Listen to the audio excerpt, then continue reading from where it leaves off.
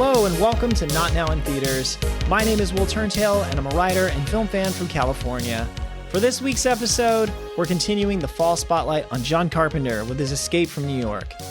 It's a well-loved science fiction and action classic that set a lot of wheels in motion throughout the 1980s, though the film's lack of trust in institutions is more a holdover from the 1970s. And there's some serious cinematography at work here, as well as an all-time iconic performance from Kurt Russell. Before we start, a reminder that making films is hard and you have to respect that, so any criticisms are meant to be constructive. If this review has some spoilers, which it might, I can't recall, I'll do my best to call them out for you. Okay, let's dig into it.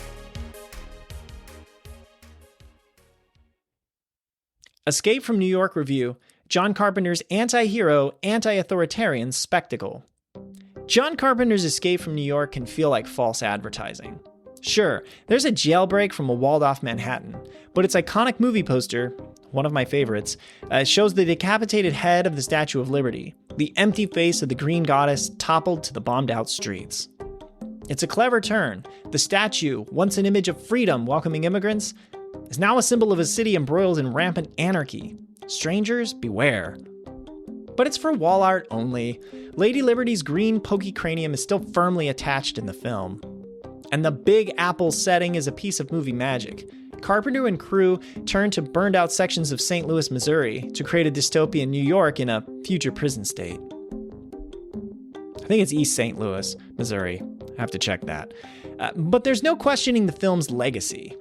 The dark science fiction story had a massive influence on directors like Robert Rodriguez. It helped spur the imagination of cyberpunk pioneer author William Gibson, and the anti-hero snake Plissken was the basis for Hideo Kojima's Solid Snake in the Metal Gear video game franchise. But movies age like cheese. Some sharpen their flavor with time in the fridge, some get moldy. So after 40 plus years, is Escape from New York a good movie? Let's find out. The plot of Escape from New York. In 1997, China and the Soviet Union ally, sparking a war, and crime rises by 400%. To address the rampant malfeasance, the US government turns Manhattan into a maximum security prison, building a 50-foot containment wall and landmining the exit bridges. After his plane is hijacked, US President John Harker crash lands in the prison and is taken hostage. With time running out before a vital peace summit, Police Commissioner Bob Houck offers newly captured prisoner Snake Plissken, a former war hero turned notorious criminal, a deal. Return with President Harker in 24 hours and receive a full pardon. Snake accepts. Will Snake return with President Harker in time to save the world and his own skin? And just to take you through this excellent cast here, US President John Harker is played by Donald Pleasance, who of course was in Halloween with John Carpenter. He played Dr. Loomis. Police Commissioner Bob Houck is played by the wonderful Lee Van Cleef, who, if you don't know, was in a ton of cowboy movies, including, playing Angel Eyes in The Good, the Bad, and the Ugly. Snake Plissken is played by Kurt Russell, who I'm not even going to bother to tell you how awesome he is, because you already know. And the rest of the main cast includes the one and only Ernest Borgnine as Cabby, Isaac Hayes as the Duke, Susan Hubley as Maureen, or the girl in the chock full of nuts. Harry Dean Stanton from Alien and all kinds of cool movies like Repo Man plays Harold Brain Hellman. Adrienne Barbeau, who was in The Fog, plays Maggie. And of course, because it's a John Carpenter movie, we got Tom Atkins as Captain Ream and Charles Cyphers as Secretary of State York. Then there's Frank Doubleday as Romero and Arden Young as Dr. Cronenberg. And if you wanted to see a trailer for Escape from New York, I put a YouTube link to one in the transcript for you in the links in this episode section at the bottom. I also put in the links to any IMDb screenshot I reference and any external links as well. So let's talk about what's good about this movie. The first thing is its characters and costumes, which is worth 4 points. Somewhat like fellow cult film The Warriors, the movie creates a fantasy version of a fallen New York, complete with its own factions and subcultures. But while Warriors gave us colorful gangs ready to fistfight in clothes fit for the disco or drag queen bar, this film eschews the glam for a burned-out dystopia of authoritative police, ghoulish scavengers, and hardened mercenaries caught in the middle. Kurt Russell's Snake is a long-haired former commando. He's complete with Russell's idea of adding the eye patch, and the ultimate tough guy war wounds pirate associations scream out, "Anti-hero!" There's New York's new overlord, the Duke. His gold chains are like a precursor to B.A. Baracus / Mr. T of the A-Team, and he's mounted some classy chandeliers on the hood of what I think is a Cadillac that he drives around in.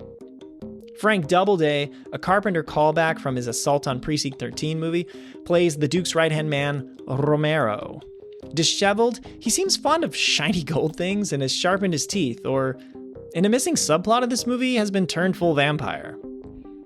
Then we have the crazies, sewerlings who don capes and come up at night to scrounge around or maim and kill as they must.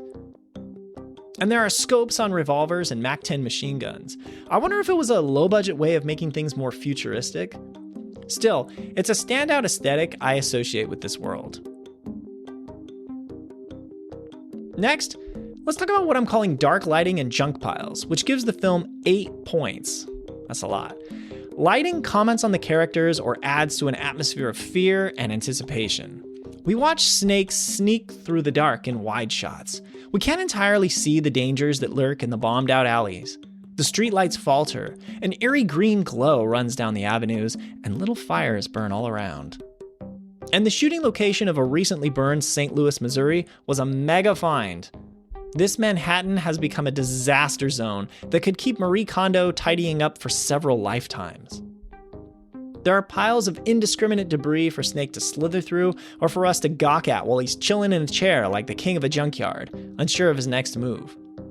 And of course I got a photo of that, a link to a photo of that on IMDb in the bottom of this transcript if you want to know what I'm talking about. Working in tandem, the lighting and sets create a pulp noir aesthetic. And a fun fact here, James Cameron, yes, the James Cameron, was part of the crew, seen in the photo I've included in the bottom working on a matte painting for the film. And a double fun fact, miniature buildings made for this film were reused in Blade Runner. Next, we have to mention the film's rockin' and poppin' score, which brings 3 points. John Carpenter and Alan Howarth's synthesizer soundtrack is built with retro pop and intrigue sounds. We're immediately set on edge when the crazies come out, as the moody ambiance of bass murmurs is interrupted by wailing like hell's bird calls. The music bops with the catchy beat of the Duke's arrival, high notes repeated in contemplation, and bass driving forward. And there's the opening track. You'd expect an action adrenaline romp, a fight song gearing you up for a rescue. What we get is closer to Snake's march against authority. It's a wall of digital clacking hooks and a plodding beat. It's an introduction that sounds more like a theme for the aftermath of a film, a settled piece conjuring in your head the spinning image of an intriguing future. And now for the movie's countdown clock, which adds 2 points. And just a heads up, there are minor spoiler alerts here in this section, so you can use the chapter skip if you don't want to hear it. One of the film's plot devices is the 24-hour race against time. Snake must rescue the president so he can address the summit before it concludes. And Snake must return in time so Houck's men can disarm the explosives lodged in his neck. The literal ticking clock on Snake's wrist keeps the tension high. And a fun fact, in an interview, Carpenter said he made a mistake not printing the time clock on the screen, an idea similar to the television show 24. I wonder how this would have affected the tension for the audience when watching the movie, or if it would have been a distraction. In a way, it would count down to the film's end. But John Carpenter knows his shit, so I'd be interested to see how it would play out. Lastly, let's touch on that badass ending, which is worth 3 points. I will not spoil the ending in this review, other than to say it lets Snake, the anti-hero, settle things on his terms. It completes the story and adds an FU to authority from Carpenter, who you don't imagine likes being used. So there were a few things I didn't think worked quite as well as they could. First on my list is Snake getting a snake tattoo, which actually removes 0 points because this is just a bit nitpicky, but there's an irksome choice that needs to be called out. While early pre-production photos show Snake with a serpent tattooed on his arm, it's a reverse tramp stamp stretched across his belly in the film. Can you imagine Snake walking into a tattoo parlor and in his gruff whisper voice telling the artist to put a little snake on his abdomen? Neither can I. And it looks more like a sticker than a real tattoo or something a costume designer drew in with a Sharpie. And I have to say that the action happens more than it excites, which removes 2 points. This isn't an 80s beefcake one-man army movie a la Stallone or Schwarzenegger. Snake is on a stealth mission. He cracks a few faces, but he avoids firefights or brawls. But the film still lands in the action genre, and while its action is competent, it's short of the scale to be truly memorable. For example, Snake's gladiator fight with the Duke's champion, Slag, lacks compelling choreography. Each man trades blows against the other's trash can, shield, until Snake slips in a kill shot. You could imagine Snake more overtly outsmarting the oaf instead, baiting him into a failure or going for a martial arts chokehold.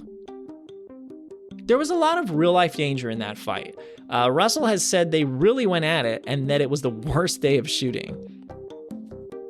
Also, Ox Baker had to take a real nail to the back of his neck and rely on padding placed there to stop that nail from killing or injuring him. Yeesh. With that kind of danger at work for the actors, it makes me feel a bit guilty criticizing them as they went so hard, but cinematically, I just don't think that fight is the spectacle you want. And lastly, this one is called Could We Explore This World a Little More? It takes away 2 points. Snake must find the president fast, but the environment is the film's appeal, and I come out of this movie craving a few more stops through this ruined Manhattan. I can imagine a set piece extending Snake's run from the crazies with more narrow escapes, or maybe he puts his foot into the territory of another oddball faction of inmates and improvises a way to wriggle free. There was an opening sequence following Snake as he commits the robbery that gets him captured, but it was, rightly so, cut from the film. Still, that would have only filled out more of the oppressive world outside the prison. It was a low-budget film, about $6 million, so perhaps the money wasn't there to keep Snake running about. I couldn't find a clip of this cut opening sequence with the copyright to post it here, but I bet you could see it on YouTube if you want to look for it.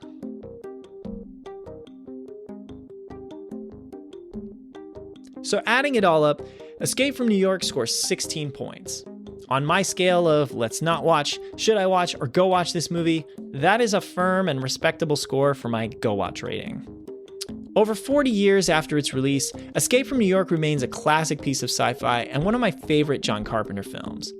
It's billed as an action flick, but fight and chase sequences are not where the film shines.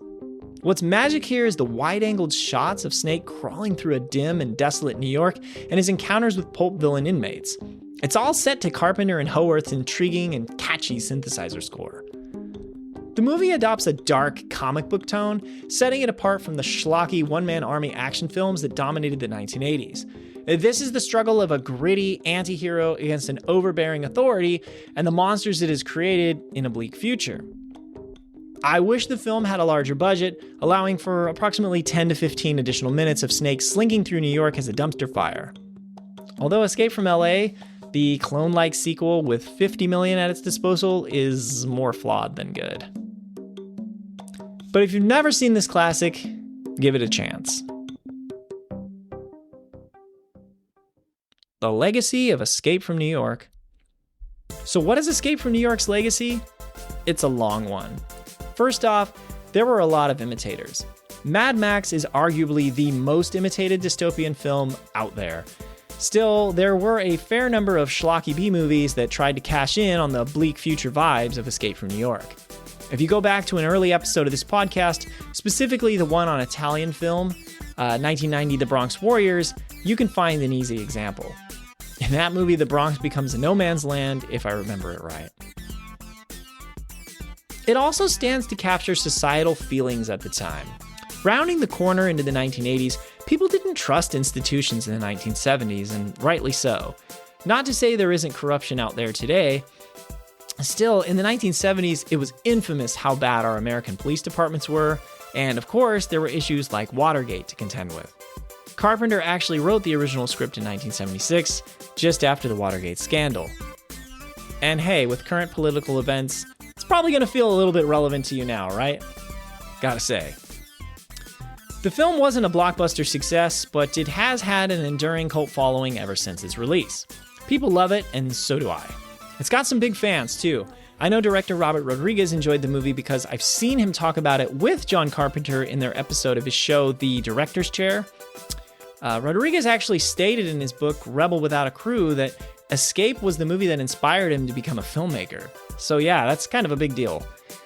And you would imagine that many other directors who were growing into their creative selves around the time of release, or even those who saw it as a work for older adults, must have been inspired by it. For John Carpenter, it was another success and a non-horror effort. He had taken on action with Assault on Precinct 13 and science fiction with Dark Star. But this movie was on a much bigger scale than those two, and he pulled it off with limited funding. That ability for Carpenter, cast, and crew to create what looked like a vast open world without a lot of money was an achievement in itself and a course for other filmmakers to follow. And since Carpenter scored it himself with synthesizers, it's another example of the early 1980s synth scores that would become popular during that era. Carpenter wasn't the only one doing this type of thing, of course, but he is among those who showed what's possible with it. For Kurt Russell, this was a big one.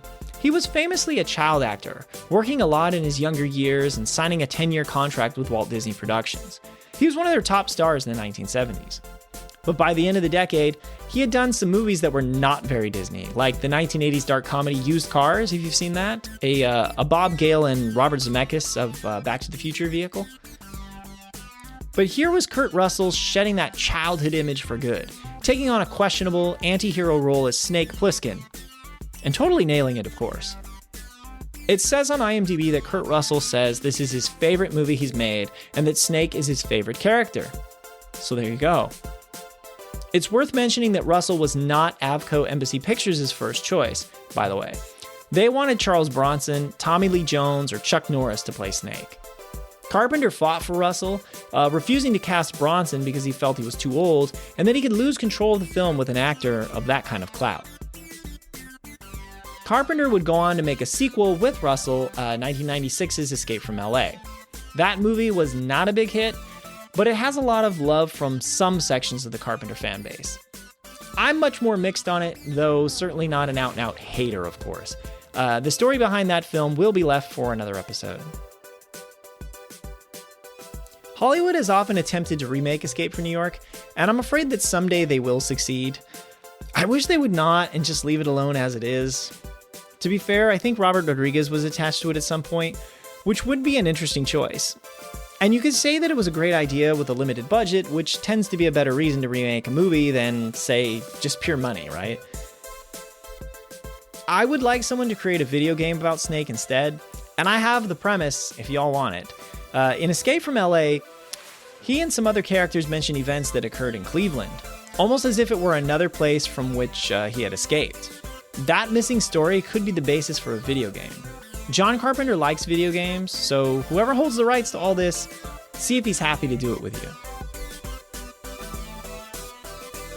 So whoever wants to get the petition going for Escape from Cleveland, which admittedly isn't as great a title as LA or New York, no offense, let me know.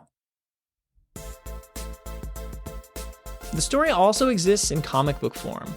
There is an Escape from New York comic book series starting in 2014 from Boom Studios. It was written by Christopher Sabella and drawn by Diego Barreto. I've always wanted to read it, and as I write this, I'm glad I just reminded myself. It has a 3-star rating on Goodreads, but currently it has a 4.0 rating on Amazon. I believe it is its own story, not just some adaptation of what we already know. Hideo Kojima's Metal Gear Solid franchise is, of course, heavily referencing this movie with its main character, Solid Snake.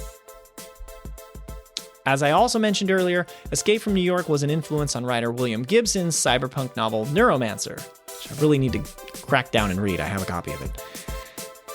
The film was nominated for 4 Saturn Awards, including Best Direction and Best Science Fiction Film. Nick Castle helped co-write the movie, the guy who played The Shape in Halloween. It said he put Ernest Borgnine's character, Cabby, into the film and had the idea for the ending. So those are some pretty amazing contributions right there.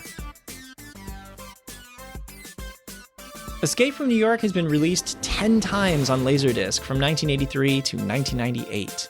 There's a commentary track that was included in a 1994 collector's edition, which can now be found on recent DVD releases. And of course, the movie still features all the new content, such as steelbook releases that I've seen. Another bit of trivia, in the 2008 movie Cloverfield, there's a scene where the head of the Statue of Liberty crashes to the streets, and J.J. Abrams says it was inspired by that excellent Escape from New York poster. I've got one on my movie posters wall, by the way, and I always admire it. According to IMDb, one night while shooting, Kurt Russell wandered into a location with some local thugs. Luckily, they were intimidated by his appearance as Snake enough not to give him any trouble. Maybe it was that black and white Siberian war camouflage, I don't know. The German dub of the movie is called The Rattlesnake, which is pretty funny. And Snake Plissken was Hyena in the Italian release and Cobra in South Korea. Cobra especially makes me laugh because that puts me into the territory of Cobra Commander from G.I. Joe. There is a 1981 movie novelization written by Mike McQuay that contains a lot more detail than the film could cover. It discusses how Snake lost his eye and how Houck has a crazy son who lives somewhere in the prison. And it's a lot bleaker than the movie, even. The whole West Coast is in chaos, and the entire population is going crazy from World War III nerve gas. Perhaps if the film is remade, it will adopt this darker, bleaker version from the novelization. I would be all for that if you're going to redo it. But please don't. Lastly, Snake's iconic eye patch? Yeah, apparently it was Kurt Russell's idea. But he gave himself some grief with it, as constantly wearing it made him feel awful.